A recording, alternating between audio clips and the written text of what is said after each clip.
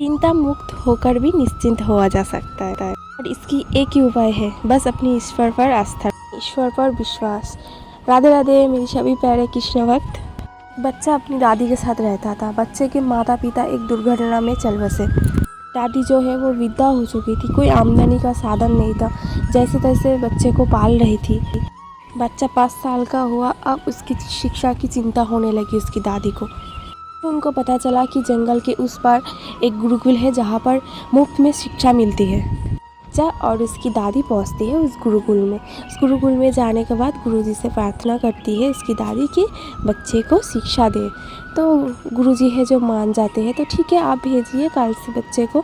तो जब दादी लौट रहे थे अपने घर जंगल से, तो तब दादी ने देखा जंगल तो बहुत घना है, कैसे रोज़ जा पाएगा मेरा ये बच्चा। तो आया रास्ते में और अपने बच्चे को बहुत समझाया। फिर जब दूसरे दिन जाने की बारी आई बच्चे की, दादी ने बच्चे को एक बात बताई कि अगर जंगल में कुछ हुआ, कुछ आवाज़ आए तो आप घबराना मत। वहाँ पर तुम्हारा जो बड़ा भाई है गोपाल, वहाँ पर बहुत सारी गाय चराता है, तो तुम उसे आवाज़ दे देना। चल पड़ी गुरुकुल की तरफ। इतने में बच्चे को जंगली जानवर की आवाज़ आने लगी।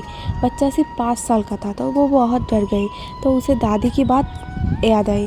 तभी वो गोपाल भैया करके आवाज़ देने लगी, लेकिन गोपाल भैया आया ही नहीं। तभी वो बहुत ज़ोर से आवाज़ देने लगी, फिर भी नहीं आया। तो तब बच्चे ने सोचा शायद गोपाल भैया बहुत दूर गए हैं। तो वो बहुत ज़ोर से फिर आवाज़ दे कि गोपाल भैया आप आ जाओ, मुझे बहुत डर लगने लगा। तो तभी वो देखता है कि एक 10 से 12 साल के बच्चा बहुत सारी गाय के साथ जंगल से आ रहा है। बच्चा दौड़ के जाता है अपने गोपाल भैया के सामने और फिर बताता है मुझे बहुत डर लग रहा था, आप आ गए, अब मुझे कोई डर नहीं लगता। लेकिन आपको डर नहीं लगता, अब इतनी सारी गाय को जंगल में अकेले चरा रहे हो। तभी बच्चा मुस्कुराता है।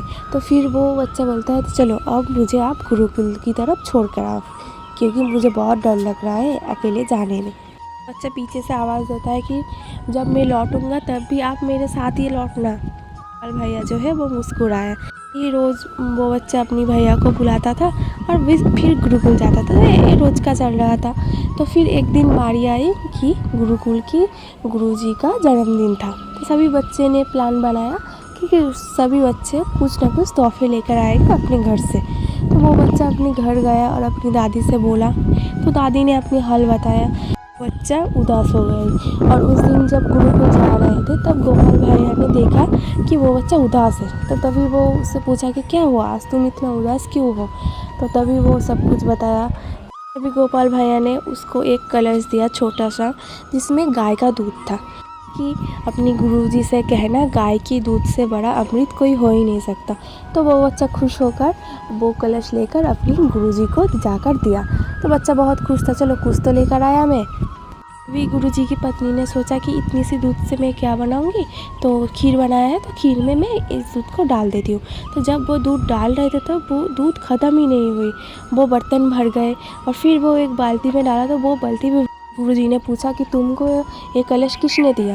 तो तभी वो बच्चा सब कुछ बताया और गुरुजी उस बच्चे की पैर पकड़ लिए कि मुझे एक बार तुम्हारे गोपाल भैया से मिलवा दो। बच्चा अपने गुरु को लेकर जंगल में जाता है और अपने गोपाल भैया को आवाज़ देता है। लेकिन गोपाल भैया तो कहते हैं कि मैं सिर्फ तुम्हारे सामने आ सकती हूँ और किसी के सामने नहीं। तो तभी वो बच्चा कहते हैं तो अगर आप मेरे सामने नहीं आएंगे तो सब मुझे झूठा मान लेंगे। सामने प्रकट होते हैं ठाकुर जी, जिसको देखकर गुरुजी और वो बच्चा नतमस्तक होते हैं।